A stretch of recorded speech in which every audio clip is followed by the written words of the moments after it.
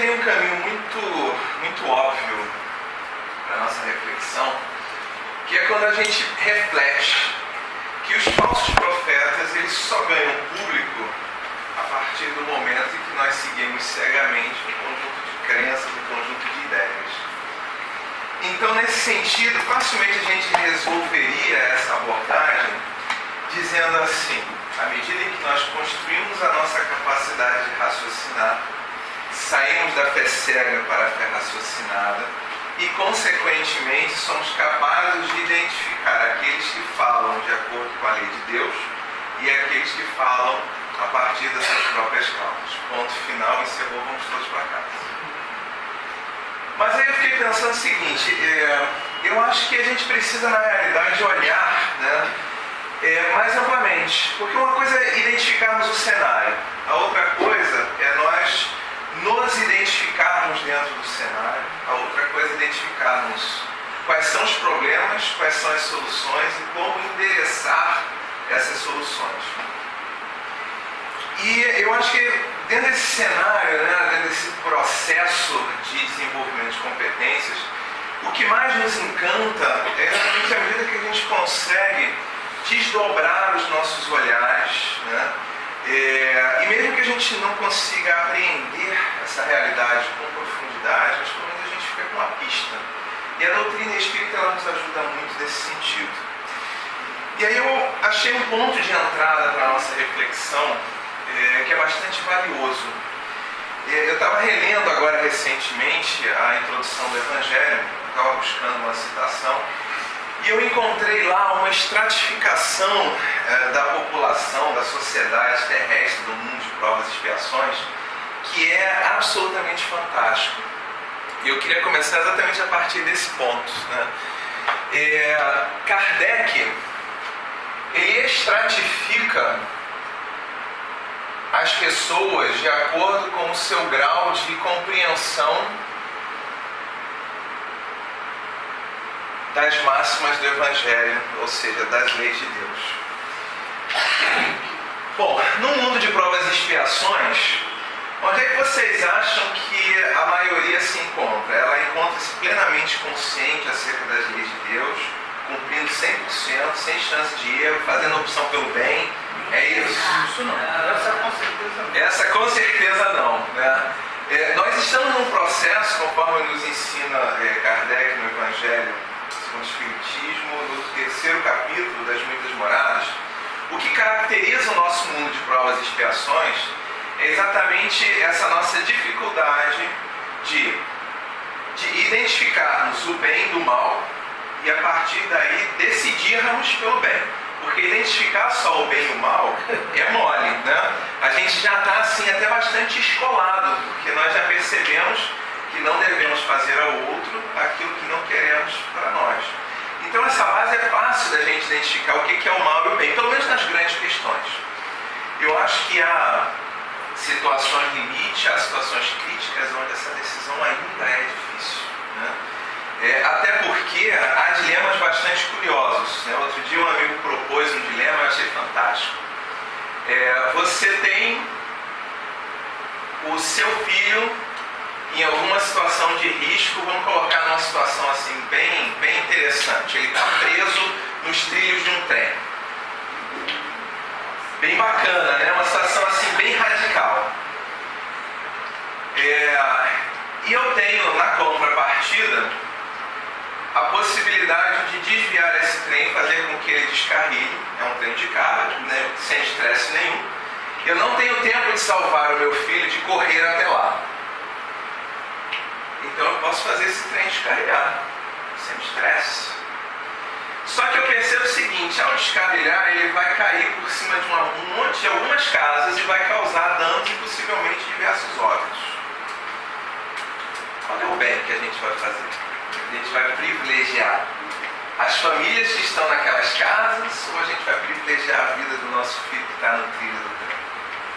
Percebe? Esse é obviamente um dilema. Na próxima encarnação. É isso que eu falei para o meu amigo. Nesse dilema eu falo assim: olha só, vamos combinar que eu vou agir por impulso na hora e a resolução disso vai ficar para outra encarnação. Numa situação ampla, talvez a gente pudesse pensar assim: qual é o maior valor que a gente tem nessa encarnação? Você sabe? A vida, a possibilidade de a gente estar aqui encarnado. Sendo assim, se a vida é o maior valor, aonde está o maior dano? Quando eu causo muitas mortes ou poucas mortes? Poucas mortes. Então, nesse cenário, obviamente, deixa o filho morrer. Mas a gente pode olhar para um outro cenário. Onde é que está o nosso maior compromisso na encarnação? Na família. Na família, que é a célula principal onde a gente está exercitando. Esse lado está melhor. Então, nesse sentido, né, nós... Não, eu não tomei a decisão. A gente ficou, isso foi um café que se prolongou, né? Nós ficamos umas 3 horas discutindo essa história desse dilema, para chegarmos à conclusão que, na realidade, é um dilema que não tem uma solução, porque por qualquer um dos ângulos que nós abordemos, sempre haverá uma outra possibilidade de dizer: o cara fez o mal, o cara escolheu a pior opção, né? O filho já tinha certeza que ia acontecer o mal, né? Que quem ia passar por cima dele. Sim. O outro seria ou não, poder ficar recebendo. Essa é uma outra forma. Quem disse que há a garantia de que ao tirar o trem do trilho, necessariamente ele vai destruir as casas? E quem disse que existem pessoas dentro das casas? Também, né? Então, repara, nós somos suficientemente inteligentes Nós conseguimos escapar para justificar qualquer uma das nossas decisões. Jesus ainda abre mais um dilema. Quem é minha mãe? Quem são meus irmãos?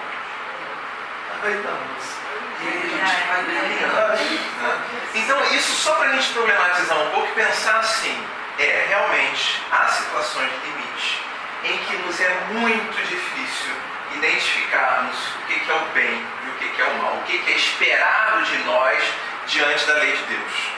E, invariavelmente, as nossas ações poderão estar contidas em uma interpretação aparentemente positiva, alinhada com a lei de Deus. E poderemos estar fazendo, na realidade, um grande dano, né? Obviamente, e aí essa sim foi a grande conclusão que a gente chegou para o dilema: graças a Deus, que a lei de Deus nos responsabiliza na medida da nossa capacidade de discernimento. Então, sendo assim, o bem é sempre o bem, o mal é sempre o mal, mas nós receberemos a consequência disso na medida do que podemos discernir. Então, nesse sentido, talvez a pior opção fosse: eu não sei o que eu faço, então eu tiro uma moeda, jogo um cara ou coroa, cara eu tiro o trem do trilho, coroa eu deixo o trem passar por cima do meu filho. Talvez esse fosse o maior equívoco que nós pudéssemos realizar, porque delegamos, aspas, ao acaso a solução do problema. É esperado que nós solucionemos. Entretanto, talvez haja criatura que não tenha essa capacidade de discernir, e o melhor caminho de solução fosse realmente o cara coroa, né? Mas, tendo esse sentido, então, voltando para a nossa estratificação, Kardec, então, ele nos diz que há uma grande massa de pessoas na nossa situação atual que se encontra nessa dificuldade muito grande, até mesmo de identificar o bem e o mal, e que segue reproduzindo, repetindo máximas que lhes são ditas. Esse é o primeiro grupo. É o grupo que está na base da pirâmide, é o grupo das máximas, é aquele que repete muito sem pensar, né? E que se justifica a partir de interpretações, às vezes até parciais, que lhes foram passadas daquelas máximas. Seria aquele grupo que gritou Rosiana e alguns dias depois crucifica. Exatamente, é mais ou menos isso. Ele vai seguindo de acordo com a força do discurso que lhe é imposto, né? Com a força das discussões, entendendo o discurso como contexto onde o sujeito está. Então, em um momento nós somos absolutamente legalistas, absolutamente pró-legislação. No outro momento a gente se coloca numa posição de quebrarmos todas as leis em função de favorecimento das nossas situações individuais, né? Mais ou menos isso. O segundo nível dessa pirâmide, né, é um nível de conhecimento dessas máximas, dessas leis naturais. E eu acredito que muitos de nós já nos encontramos nesse extrato. Já temos condições de conhecer, nós não só citamos, né? Nós conseguimos, de alguma forma, até mesmo questionar determinadas interpretações, determinadas passagens, porque a gente já conhece. Então, quando o cara cita lá, né, que nem aquela história de... Está tão comum hoje em dia no Facebook, né, o pessoal pega a foto de um famoso e bota uma citação e a gente sai achando que foi o famoso que citou, né? E aí a gente vai procurar e a gente chega à conclusão de vez em quando que não tem a ver a frase com a pessoa, embora a frase seja interessante. Ou às vezes a gente discorde dessa frase, né? Então a gente conhece o discurso. Então eu sei dizer assim, não, mas peraí, Jesus não falou isso, né? Essa fala aí não é de Jesus, essa fala é de Pedro, essa fala é de fulano, essa fala é de ciclano. Então a gente conhece essa lei, mas a gente só conhece. Então eu fico o tempo todo refletindo que devemos perdoar 70 vezes 7 vezes. Eu sei que foi o Cristo que falou. Eu sei que o 7 representa a ideia de infinito, né? Então dizer 7 vezes 70 vezes é dizer perdoar infinitamente. Eu conheço isso. Mas aí o meu irmão me dá um tapa. Qual é a coisa que eu tenho dificuldade de fazer? Perdoar. Eu tenho dificuldade de compreender em profundidade aquela palavra, aquela lei, aquele entendimento, e consequentemente eu tenho dificuldade de colocar em prática aquilo na minha vida do dia a dia. E aí eu já deixei a pista para vocês qual é o terceiro estrato, né, que é o topo, onde se encontra a minoria no planeta de provas e expiações, que é o grupo que compreende, que efetivamente desdobra de todo aquele seu conhecimento posturas. É aquele sujeito que consegue relacionar passagens do Cristo e fazer interpretações críticas e refletir sobre o assunto. Que consegue, portanto, trazer para a sua vida do dia a dia uma execução prática, né, a partir de uma compreensão mais profunda das leis de Deus. Beleza até aí? Isso é importantíssimo da gente compreender. E eu nem me arrisco de perguntar onde é que vocês acham que vocês estão nessa pirâmide. Nem me arrisco. Porque corre o risco da gente dizer assim, olha, eu nem repito as máximas do Cristo. E essa é uma provocação interessante, porque embora Kardec não tenha colocado isso na pirâmide, eu me atrevo a colocar uma outra base aqui e colocar 1.0. E aí eu já não estou mais tratando apenas de um mundo de provas e expiações. Eu estou falando de um grupo que efetivamente não sabe, não ouve, não tem contato com essas máximas de uma forma consciente. A gente está falando aqui dos povos primitivos. Beleza? Bom, mas isso significa que eles não trazem um alinhamento da lei de Deus?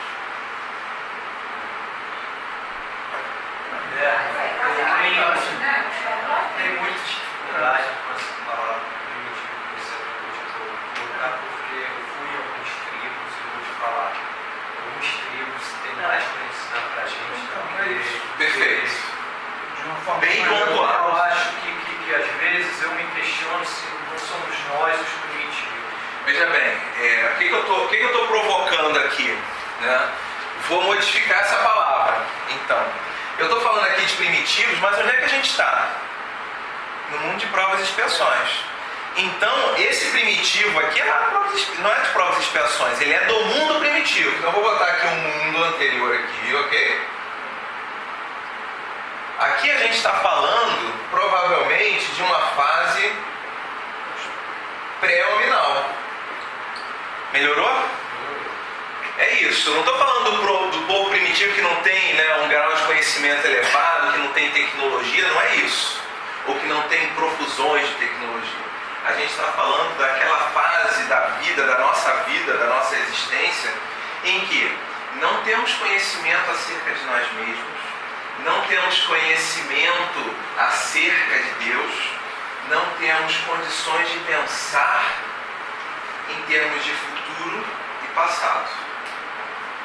Ok? Não ter condição de pensar em termos de futuro e passado significa dizer o seguinte: a gente vive aonde?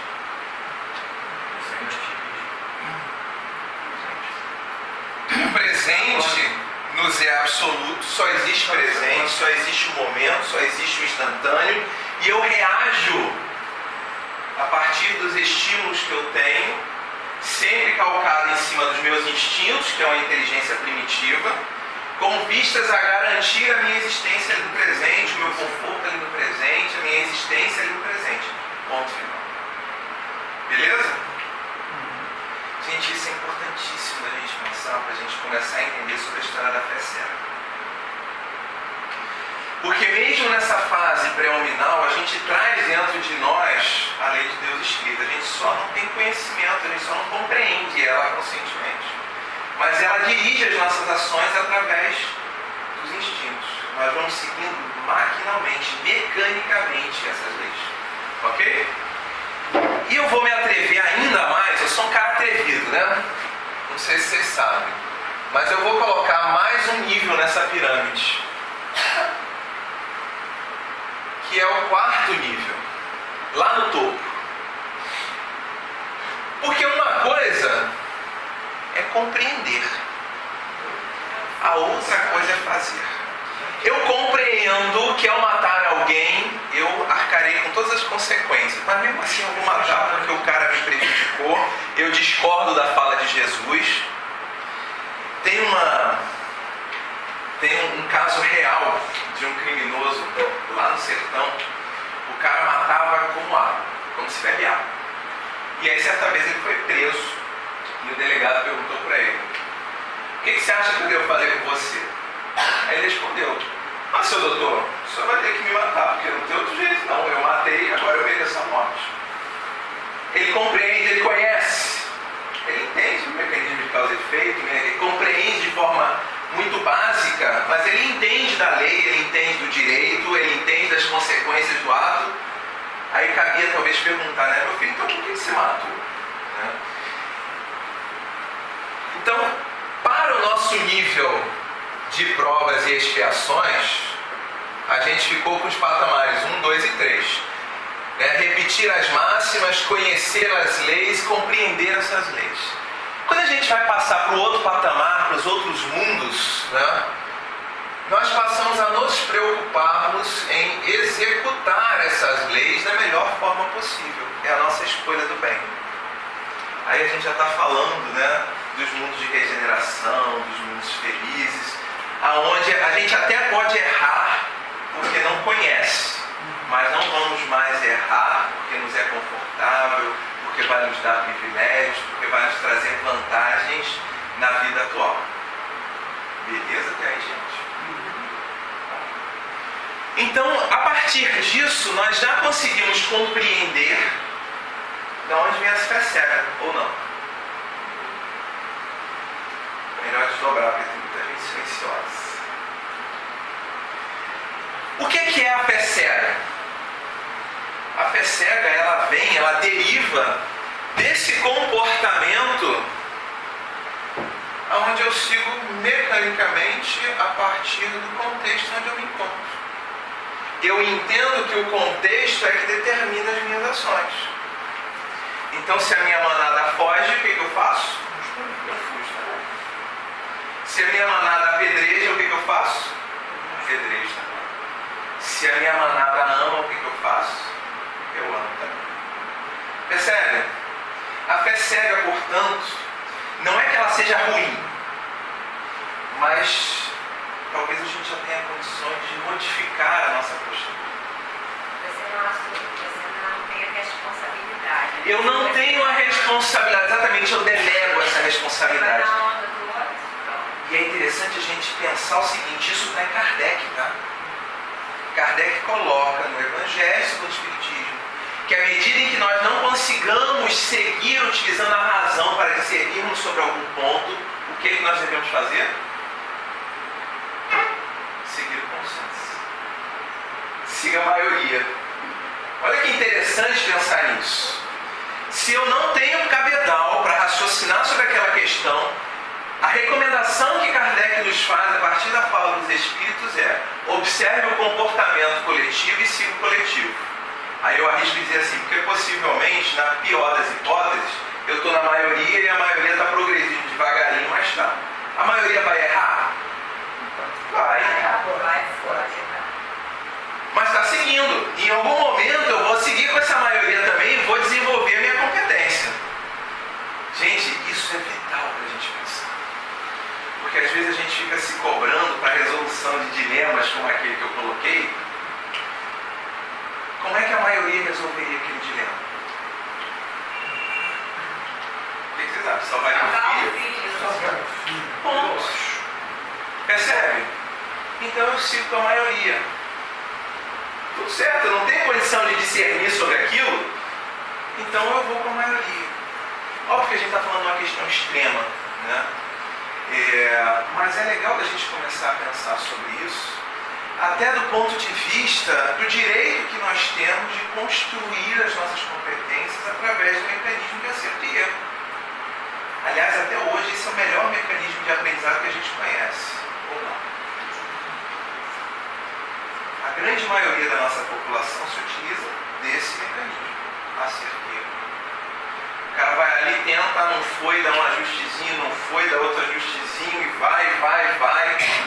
Eu costumo, inclusive, brincar muito, né? Uma das áreas da nossa sociedade onde a gente mais faz isso é a comunicação. Eu não sei se vocês já tiveram oportunidade, eu tive de trabalhar na agência de comunicação e é impressionante. Um sujeito aplica um conjunto de teorias, o outro aplica outro conjunto de teorias e de repente você tem dois sujeitos do marketing discutindo ali em termos de qual é a postura, qual é o posicionamento. Aí acaba se escolhendo um, aí o cara toma a sua frente, mas é necessário que se acompanhe ali a cada segundo o resultado daquela campanha de marketing, porque a todo momento ela tem ajustes, a todo momento há direcionamento, inclusive há o risco de se retirar aquela campanha porque não funcionou. Queria lembrar ou chamar a atenção para quem esteve aqui na semana passada. Isso é muito interessante, de alguma forma, a palestra do Guilherme também, como um pouco de contraponto para a palestra que o Vinícius fez na semana passada. Só um resumo assim, bem simples, até quando eu estou falando para você entender. O Vinícius veio falar sobre livre-arbítrio. E ele fez questão de mostrar para a gente que esse livre-arbítrio, foi a ótica dele, que nos parece total, ele hoje traz uma posição de que não é em função de que eu conheço as leis de Deus, e se eu conheço as leis de Deus, o meu livre-arbítrio fica dentro do cumprimento das leis de Deus. Foi uma ótica de que o teu livre-arbítrio não é tão livre, porque você já sabe, conhece a lei de Deus, então você tem que caminhar pela lei de Deus. Né? E você agora vem nos relembrar de alguma forma, usando essa expressão, do nosso aprendizado em cima do certo e do errado, que é assim mesmo que a gente aprende. Quer dizer, talvez um certo contraponto que a gente ouviu na semana passada, sem querer qualquer ótica de que lá estava errado, certo, e aqui está certo e errado. Um contraponto para a gente refletir, como foi muito bom refletir lá sobre esse fechamento do livre-arbítrio em cima das leis de Deus. Esse outro contraponto que você está trazendo para a gente agora de reflexão. É uma coisa interessante, né? O livre-arbítrio, ele vai se dilatando à medida que a gente se desenvolve. Agora, isso não significa que nós optaremos pelo mal. Porque dentro da capacidade, né, um espírito perfeito, ele pode destruir o mundo inteiro, se ele quiser. Mas ele não faz. Porque ele tem a liberdade de fazer, mas ele não faz porque reconhece a importância daquele ambiente para o desenvolvimento de competências dos espíritos que ali estão reunidos. Então, eu acho que assim, o livre-arbítrio, então, ele vai se ampliando cada vez mais, mas a nossa linha de atuação, ela vai se estreitando cada vez mais à medida, exatamente, dentro do bem. Então é interessante.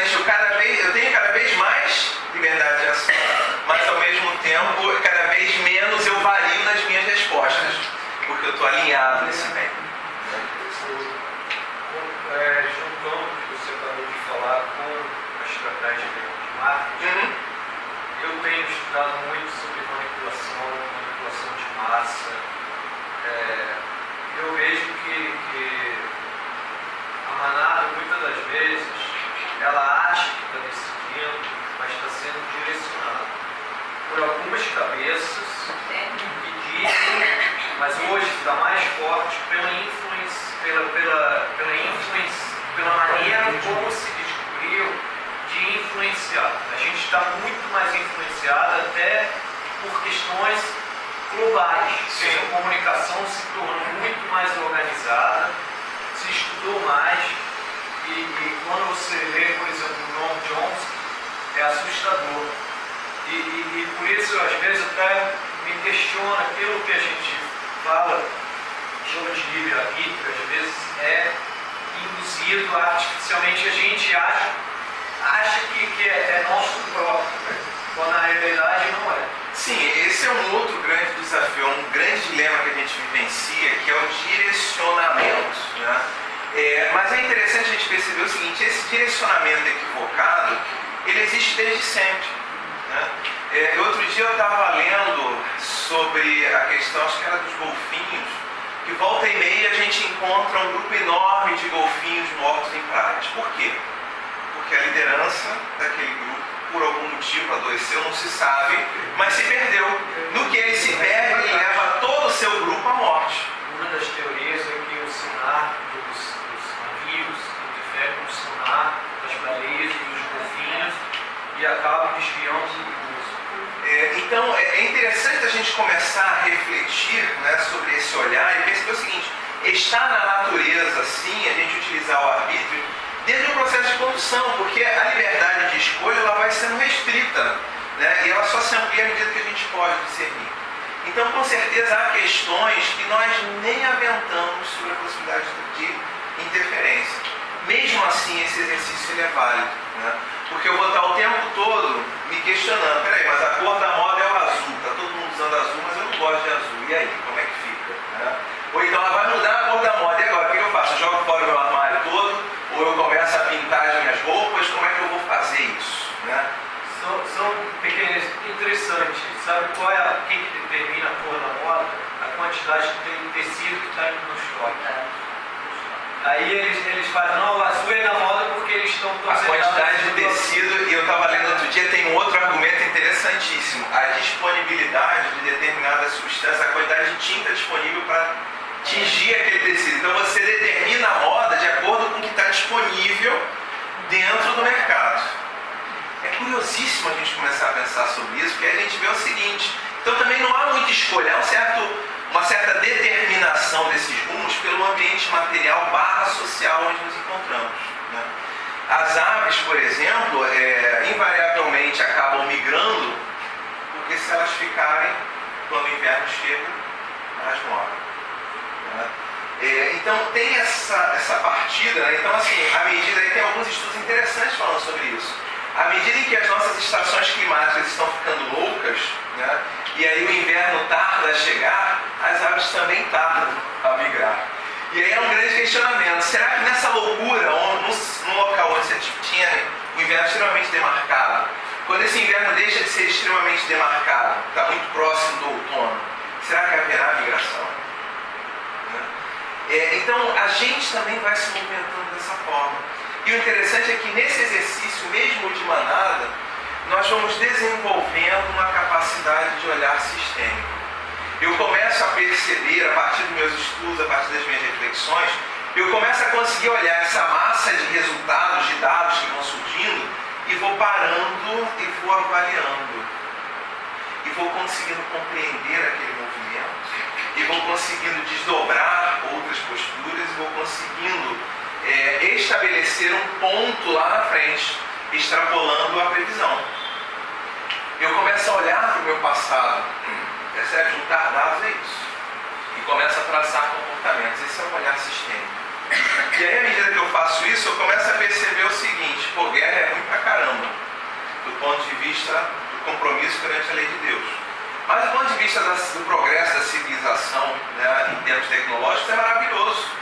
Porque em todas as guerras houve um grande desenvolvimento desenvolvimento de competências, porque o ser humano mobiliza todos os recursos possíveis e imagináveis para sobrepor-se ao outro lado.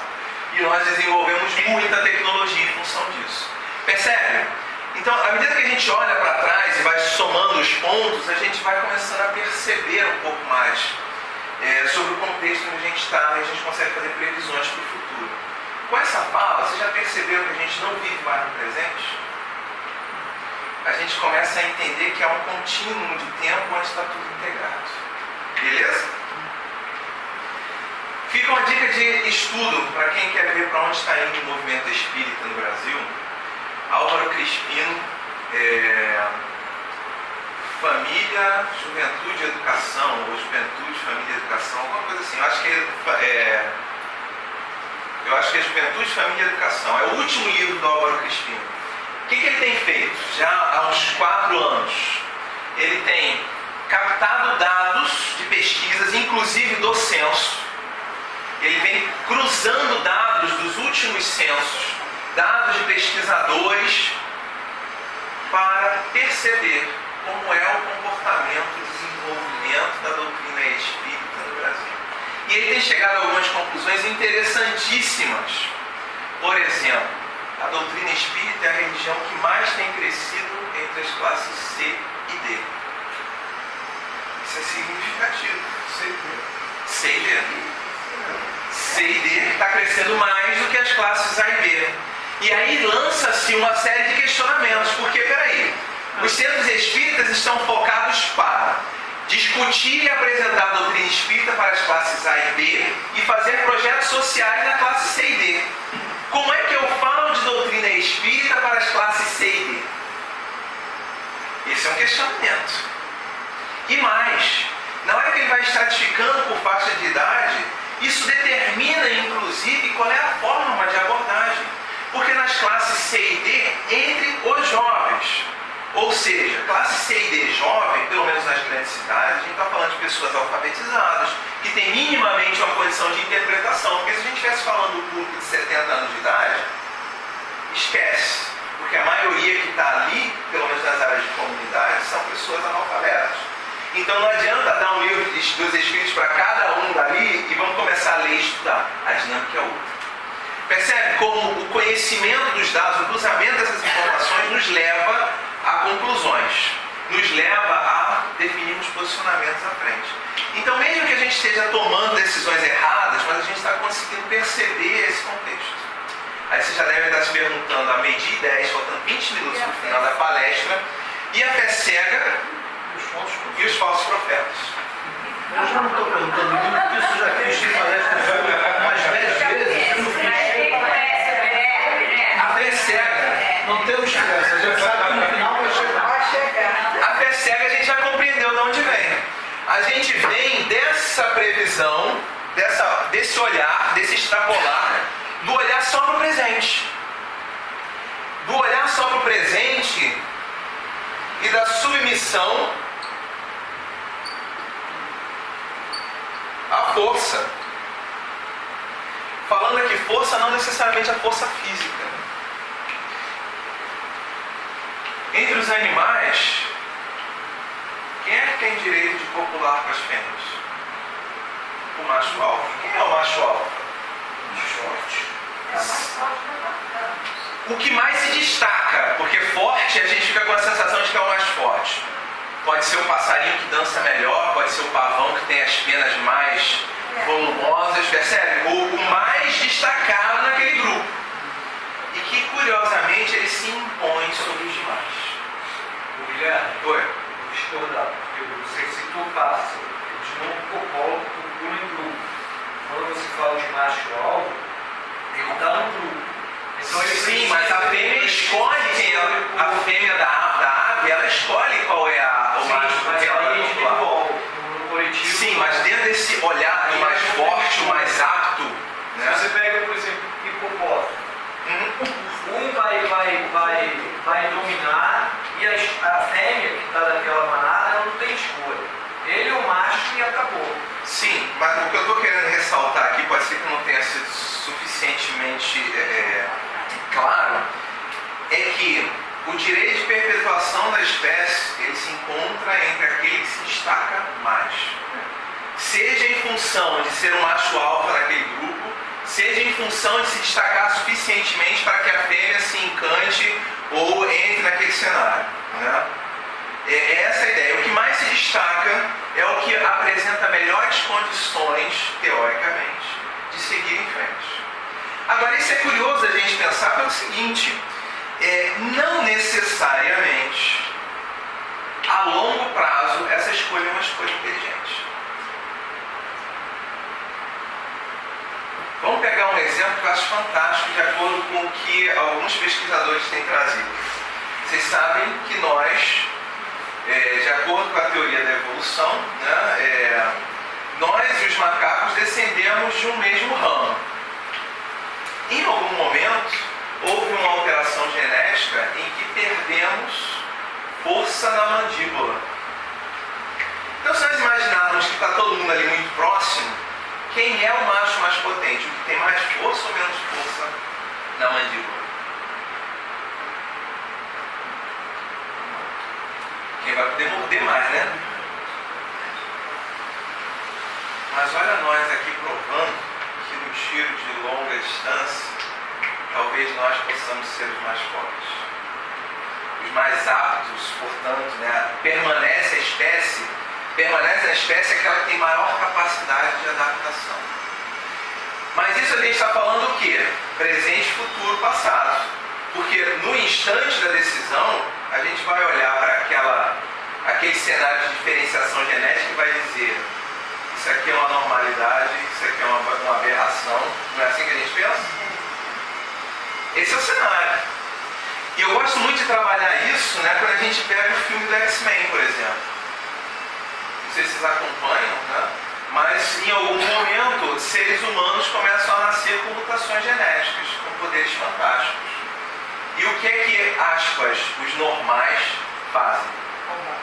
Combatem aquelas anomalias como sendo não humanos, com medo de serem extintos, etc. Então se estabelece um ritmo, né, de ajustes ao ambiente / preponderância do presente do mais forte. E isso é importante para a gente entender o cenário dos falsos profetas. Porque quem é o falso profeta? Difícil responder de cara, né? Quem é o profeta? Quem traz alguma verdade? Um pseudo-verdade? É aquele cara que traz um ponto diferenciado de entendimento dentro do coletivo, que nos remete a um olhar espiritual, que nos remete a um olhar, né, de uma explicação para o futuro, que é o que a gente clama, porque a gente já consegue perceber presente e futuro. Mas tem uma diferença cabal, isso é importante a gente pensar. No passado, profeta era aquele que falava de Deus. É aquele que trazia, né, um olhar correto, mais alinhado perante o entendimento de Deus. Mas acontece que muitas vezes esses profetas estavam também associados à questão da produção de fenômenos. Porque a gente só presta atenção naquilo que é miraculoso. Jesus só ganhou o público dele por quê? Porque fazia milagres, porque curava, porque multiplicava pães. Porque se não fosse assim, a doutrina espírita só existe por quê?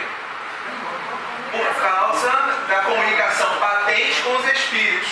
Mesas rodando, portas batendo, luzes acendendo, num volume tão grande que o estudo daquele fenômeno captou a atenção de um conjunto de pessoas. Percebe? Então, ao longo da nossa história, se o cara tem poder de curar, ele deve ter poder de quê também? De matar, né? Então esse cara é um cara que tem que ser observado. É um cara a quem eu devo procurar no meu momento de dor e é um cara a quem eu devo me submeter para evitar de eu ser morto. Olha que coisa interessante. Então eu consigo, dentro da minha perspectiva do presente, eu consigo olhar para aquela pessoa como sendo o pavão do grupo, né? O mais forte, o mais eficiente, o referencial, aquele que eu gostaria de ser. Muito mais em função da sua força de diferenciada do que em função do seu discurso, da sua fala em termos de longo futuro. Legal pensar no falso profeta dessa forma, né? E aí faz lembrar o culto. Oi? Isso me faz lembrar o culto. Esse eu não conheço. Passa, bota seus ovos no ninho de outro pássaro. Ou ele joga os ovos fora, ou o passarinho que nasce, ele mesmo joga os outros passarinhos ou ovos fora. Aí os outros, tipo assim, os pais outros pais criam o filhote de culto. Ele não interessante isso, eu não sabia desse detalhe. E aí isso tem muito a ver com o falso profeta. Sim, porque eu vou me beneficiar da dificuldade do outro de enxergar além do presente. Vou me beneficiar da dificuldade do outro de discernir acerca das suas próprias questões. Vou me aproveitar da procuração que o outro passa para qualquer um que fale mais forte, que fale mais bonito, para me beneficiar no presente. Para ter aquilo que eu acho que é importante para mim no presente. Olha como é interessante pensar nisso, né?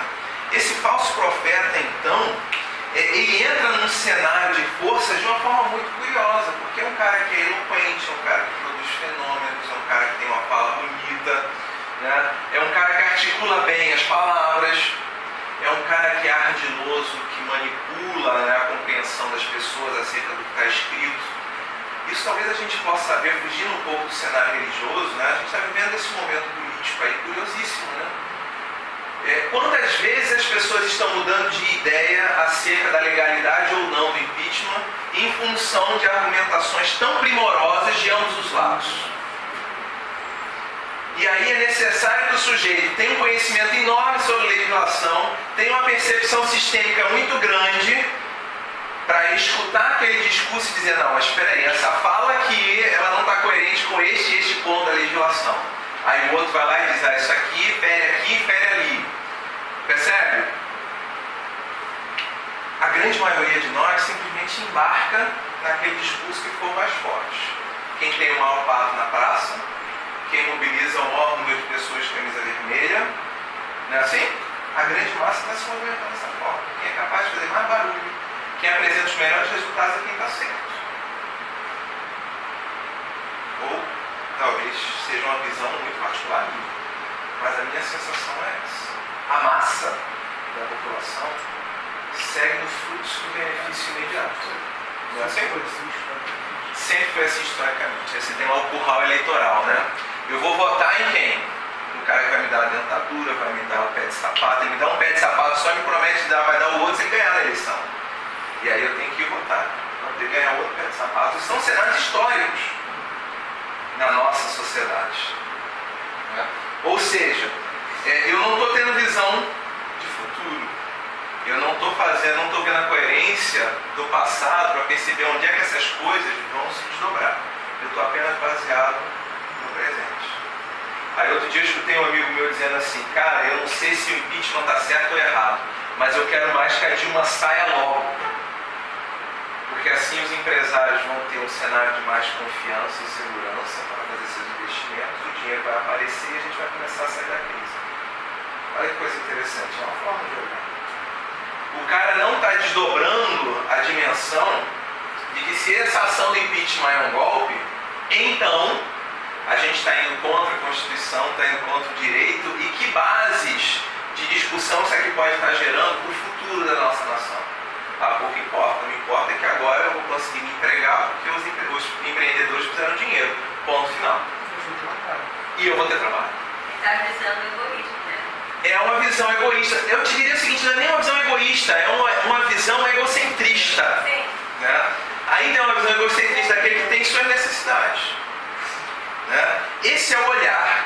E aí o falso profeta, né, aquele cara que é o pavãozão da história, ele entende desse cenário todo e aí sim, ele se manifesta de forma egoísta, não egocêntrica. Porque eu posso até estar desejando que a presidente seja cassada, porque é uma questão de sobrevivência minha. Então não é egoísmo, porque eu não estou querendo nada mais do que eu acho que eu preciso. Mas o cara que está manipulando, ele está com uma posição posição egoísta assim, porque ele sabe, ele tem o conhecimento que ele está causando dano a milhares de pessoas. Mas isso não me impede de continuar aquele movimento de manipulação. Eu vou citar um exemplo que eu acho que dá para a gente tangenciar melhor isso. Saindo do cenário dos profetas, ainda, né? Mas olhando para o cenário humano. Em determinado momento, na história dos Estados Unidos, havia um grande industrial que dominava todas as ferrovias do país. As ferrovias, as estradas de ferro, não as empresas que trafegavam sobre essas estradas. Houve um questionamento acerca das taxas que deveriam ser cobradas. E para que ele pudesse ganhar a discussão, o que ele fez? A ferrovia que alimentava Nova York era dele. Ele mandou fechar. Ponto. Não chegavam mais suprimentos na ilha de Nova York. Quem ganhou a discussão? Ele. Ponto final. A estrada é dele, só passa quem ele quiser e vai fechar. Agora imagine o caos de você passar semanas sem receber suprimentos ou tendo que mobilizar via barco, via qualquer outro caminho. Difícil, né? Essa é a posição egoísta. Para prevalecer o meu ponto de vista, eu assumo uma postura que causa dolo ao outro. Ou seja, eu não estou falando da mensagem de Deus. Eu estou falando da minha mensagem, me utilizando do discurso de Deus. Me utilizando do entendimento que aquele grupamento tem acerca daquele funcionamento, dando interpretações, ampliando olhares, mas de uma forma equivocada. Mas tudo bem, porque aquele povo não tem condição de discernir mesmo se está certo ou se está errado, então vamos lá. E aí? Vamos voltar para o nosso extrato, né? A gente fica então, para resolver esse dilema dos falsos profetas e da fé cega, com alguns olhares importantes. A gente precisa começar a pensar mais sobre presente, passado e futuro. Pensar na integração desses tempos. É necessário que a gente olhe mais para isso. Nós precisamos começar a entender também sobre a transitoriedade das coisas. Não é a lei do mais forte, é a lei do mais apto à mudança. Aquele que se adapta melhor, segue melhor no tiro de longo prazo. Pensar em transitoriedade do ponto de vista da espiritualidade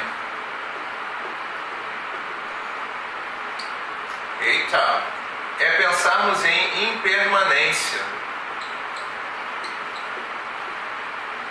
Impermanência da matéria, impermanência das estruturas, impermanência dos grupos sociais, da necessidade de irmos abrindo mão de coisas para conquistarmos outras.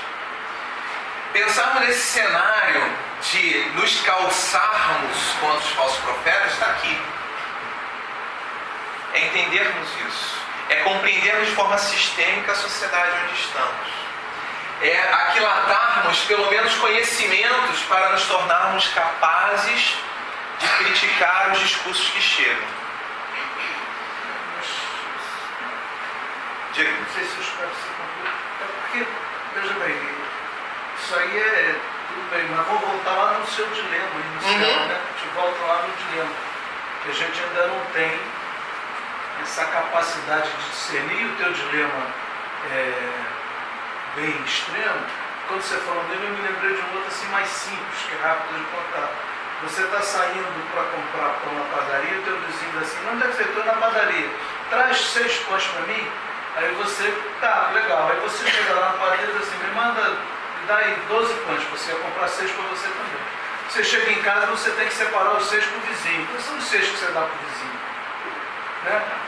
Quais são os 6 que você dá para ele? Se a gente está tendo dificuldade em resolver quais são os 6 pães que a gente vai dar para o vizinho, imagine o dilema que você colocou e imagine a gente conseguir entender mas esse presente, que passado, futuro que está colocado aí. Sim, mas esse é o nosso desafio.